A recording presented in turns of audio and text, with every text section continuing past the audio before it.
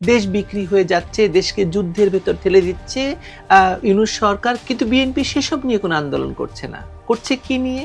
ইশরাক হোসেনকে মেয়র পদে বসানো নিয়ে। এখন কি এই মিষ্টি মিষ্টি রাজনীতির সময়? এ যাত্রায় যদি ডক্টর ইউনূস টিকে যায়, তাহলে আপনারা দেখতে পাবেন যে বাংলাদেশকে সর্বতোভাবে বিদেশিদের হাতে তুলে দিয়ে যুদ্ধ লাগিয়ে এই বিখ্যাত ক্যানভাসার ইউনূস বাংলাদেশকে কোন অতলে নামায়। বিএনপি কথা বোঝেনি বা ভাবেনি যে ক্ষমতার ভাগ এনসিপি এবং জামায়াতকেও দিতে হবে, আর এরা বিএনপিকে আস্তে আস্তে ক্ষমতা থেকে দূরে সরিয়ে দেওয়ার কাজে এতটা সফল হয়ে যাবে।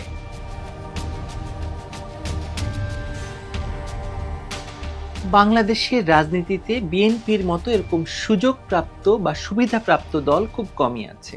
ক্ষমতায় যাওয়ার জন্য দলটিকে কখনোই কোনো কষ্ট করতে হয়নি, আন্দোলন করতে হয়নি, আর তেমন কিছুই করতে হয়নি।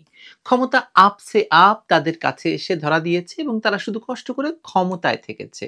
একেবারে শুরু থেকে চিন্তা করুন, বঙ্গবন্ধুকে সপরিবারে হত্যা করেছে একদল সেনা কর্মকর্তা, তারপর তারা জিয়াউর রহমানকে ক্ষমতায় বসিয়েছে। এরকমটাই তো বিএনপি নেতারা বলেন সব সময়, তাই না?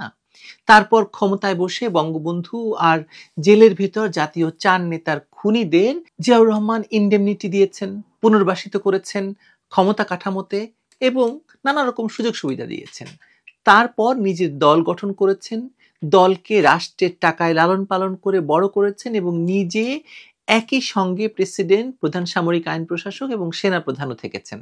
এর চেয়ে বড় সুবিধা দেশের আর কোনো রাজনৈতিক দল পেয়েছে বলুন? এখনকার এনসিপি বা না পাও কিন্তু এত সুযোগ সুবিধা পাচ্ছে না। সে কথায় পরে আসছি।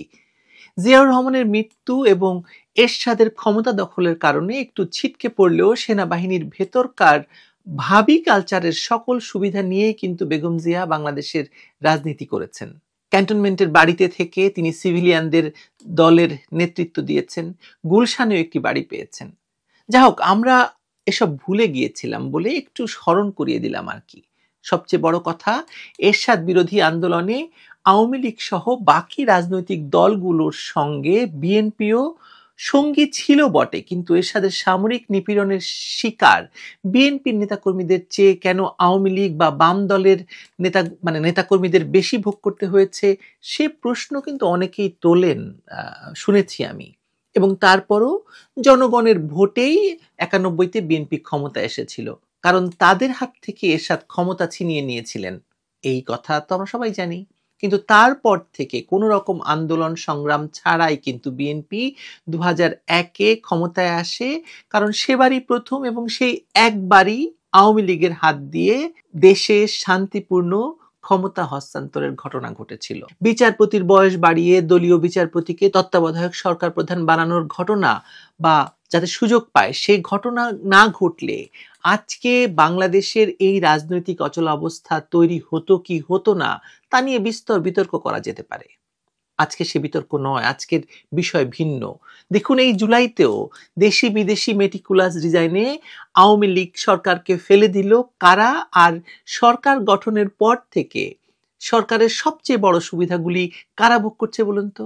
আপনার কি মনে হয় না যে এনসিপি, জামায়াত আর বিএনপির মূল দ্বন্দ্বটাই আসলে সেখানে? কে বেশি পাচ্ছে আর কে পাচ্ছে না, এই নিয়েই তো দ্বন্দ্ব এখন সংঘাতের রূপ নিয়েছে। নির্বাচন দিলেই পুরনো এবং বড় দল হওয়ায় বিএনপি ক্ষমতায় যাবে, কারণ আওয়ামী লীগ মাঠে নেই। এই আশায় বিএনপি নির্বাচন চাই চাই করেও ঠিক গলা তুলতে পারছে না বা চাইছে না। সরকারকে চ্যালেঞ্জ জানাতে গিয়েও যেন থেমে যাচ্ছে, পাচ্ছে না আবার সরকারের দেওয়া সকল সুযোগ সুবিধা বাতিল হয়ে যায়। দেশ বিক্রি হয়ে যাচ্ছে, দেশকে যুদ্ধের ভেতর ঠেলে দিচ্ছে ইউনূস সরকার, কিন্তু বিএনপি সেসব নিয়ে কোনো আন্দোলন করছে না। করছে কি নিয়ে? ইশরাক হোসেনকে মেয়র পদে বসানো নিয়ে। আওয়ামী লীগ আমলে অনুষ্ঠিত নির্বাচনই যদি সুষ্ঠু না হয়, তাহলে সেই নির্বাচনে পরাজিত মেয়রকে মেয়র হিসাবে ঘোষণা করে তাকে ক্ষমতায় বসানোর এই খেলায় বিএনপি কেন গেল বলুন তো? কারণ সুযোগ সুবিধা ছাড়া এই দলটি আর কোনো কিছুই ভাবতে পারে না।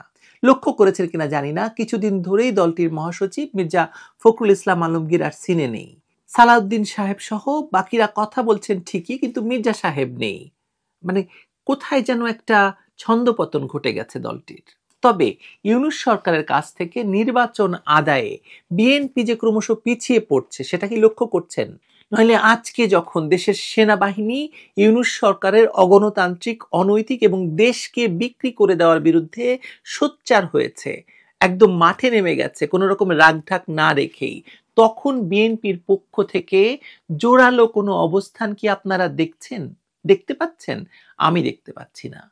দেশের একটি পত্রিকা থেকে জানা গেল যে বিএনপি ডক্টর ইউনূসের সঙ্গে দেখা করার জন্য সময় চেয়েও পায়নি, কিন্তু ডক্টর ইউনূস তার এনসিপির কালাপাহাড়দের সঙ্গে রাতে বিরেতে দেখা করছেন, সময় দিচ্ছেন।